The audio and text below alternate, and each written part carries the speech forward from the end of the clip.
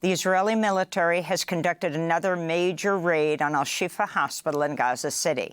There are reports Israeli snipers are firing at people inside the hospital, which has also been attacked by tanks and drones. According to Palestinian health officials, about 30,000 people have been sheltering at the hospital. Israel said the raid was being conducted to target Hamas militants. At least 80 Palestinians have been detained at the hospital, including Al Jazeera correspondent Ismail Al-Ghul. This comes as the UN aid agency UNRWA is reporting 1 in 3 children under the age of 2 in northern Gaza are now actually malnourished as Israel continues to block aid from entering Gaza. UNICEF Executive Director Catherine Russell said, quote, "The speed at which this catastrophic child malnutrition crisis in Gaza has unfolded is shocking, especially when desperately needed assistance has been at the ready just a few miles away," she said. On Friday, a ship carrying 200 tons of aid arrived in Gaza from Cyprus, but aid groups say far more aid is desperately needed. Palestinian mothers say they've nothing to feed their children. What has this child done to suffer from hunger? I cannot find milk for 5 shekels or a packet of milk from the agency. There, the normal milk is for 150. There's no work. There's no food, no drinks. We are eating plants. We started eating pigeon food, donkey food. We are like animals. Despite growing international criticism, Israel's Prime Minister Benjamin Netanyahu is vowing to move ahead with plans to attack the city of Rafah, where over 1.4 million Palestinians are seeking refuge.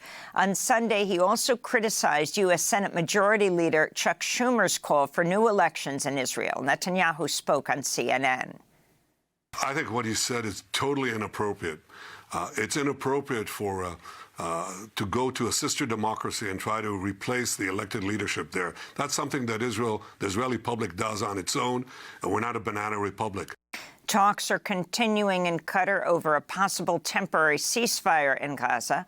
Over the weekend, Hamas offered a new 3-phase ceasefire plan that includes the initial release of the remaining 5 female hostages and 35 men who are old, sick, or injured in exchange for 700 to 1,000 Palestinians held in Israeli jails. Hamas said it would only release Israeli soldiers held captive after a permanent ceasefire is reached. On Sunday, the Irish Taoiseach, Leo Varadkar, and his partner Matthew Barrett joined President Biden during a St. Patrick's Day celebration at the White House. The Irish Prime Minister called for a ceasefire in Gaza. The Irish people are deeply troubled about the catastrophe that's unfolding before our eyes in Gaza. And when I travel the world, leaders often ask me why the Irish have such empathy for the Palestinian people. And the answer is simple. We see our history in their eyes, a story of displacement, of dispossession, and national identity questioned and denied, forced emigration, discrimination, and now hunger. So we support your work and that of your administration to secure a humanitarian ceasefire and to create the space for lasting peace. The people of Gaza desperately need food, medicine, and shelter. And most especially, they need the bombs to stop. This has to stop on both sides, the hostages brought home and humanitarian relief allowed in. Meanwhile, protests continued around the world over the weekend, including in Dublin, Ireland, where protesters called out the Prime Minister for joining President Biden at the White House.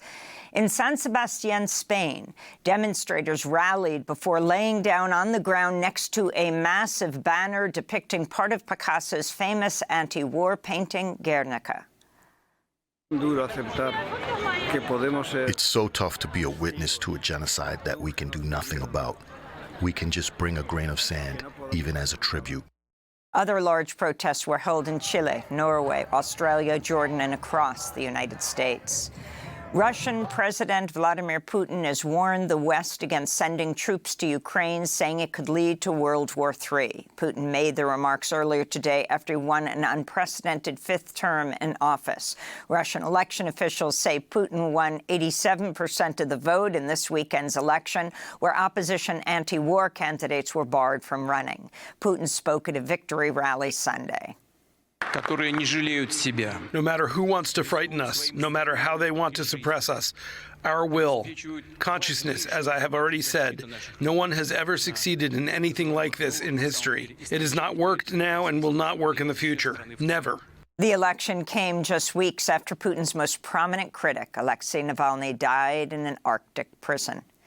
Navalny's wife, Yulia, urged supporters to gather outside polling stations Sunday at noon to protest Putin. Yulia Navalnaya spoke after voting at the Russian embassy in Berlin. You're probably wondering what I wrote on the ballot papers, who I voted for. Of course I wrote Navalny's surname, because it just can't be so that a month before the election, and already during the presidential campaign, Putin's main opponent, already imprisoned, was murdered. Ukrainian President Volodymyr Zelensky condemned the Russian election, which was also held in parts of occupied Ukraine.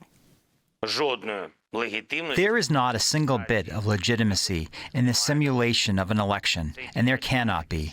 This actor should be on trial in The Hague. That's what we have to ensure together with everyone in the world that values life and decency. Zelensky's comment on Sunday came 2 days after a Russian missile attack on the Ukrainian city of Odessa killed at least 21 people and injured 73. Republican presidential candidate Donald Trump campaigned in Ohio over the weekend and warned there would be a bloodbath in the United States if he lost the election to Joe Biden. Now, if I don't get elected, it's going to be a bloodbath for the whole. That's going to be the least of it. It's going to be a bloodbath for the country. That'll be the least of it. During the same speech, Trump escalated his dehumanizing attacks on migrants. If you call them people, I don't know if you call them people. In some cases, they're not people, in my opinion, but I'm not allowed to say that because the radical left says that's a terrible thing to say. They say you have to vote against him because did you hear what he said about humanity? I've seen the humanity, and these are bad. These are animals, okay? Trump also called for the jailing of lawmakers who took part in the House Select Committee investigating the January 6th insurrection. In related news, Trump's former Vice President Mike Pence has said he, quote, cannot in good conscience endorse Trump's re-election bid.